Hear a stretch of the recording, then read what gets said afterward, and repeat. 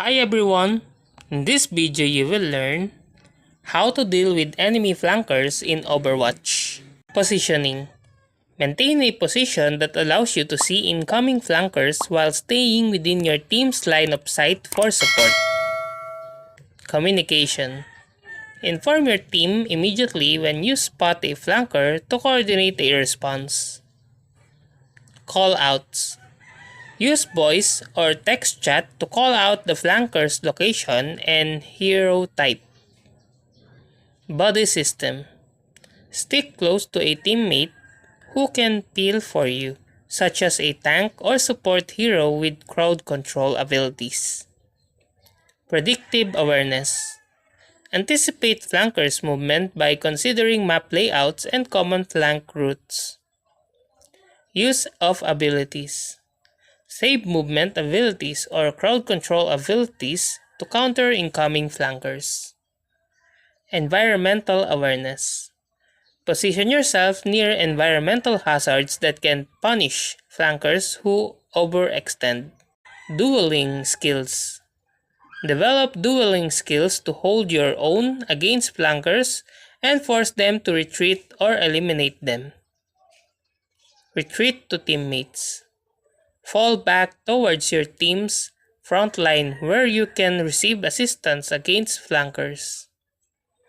Crossfire positioning.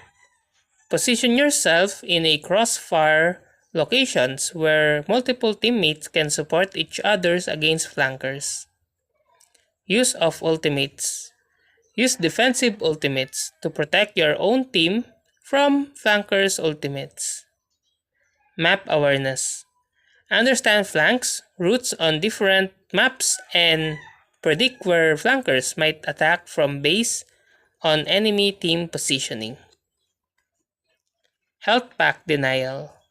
Control health pack near your team's position to deny healing resources to flankers. Flank prevention.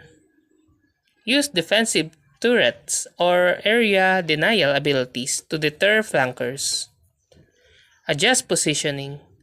Change your position frequently to avoid becoming predictable to flankers.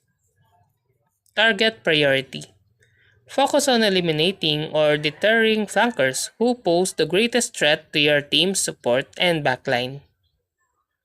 Teammates awareness. Be aware of your teammates' position to know where to retreat for assistance when flanked. Predictive shots. Anticipate flanker movements and use predictive shots to catch them off guard. And that's how to deal with enemy flankers in Overwatch.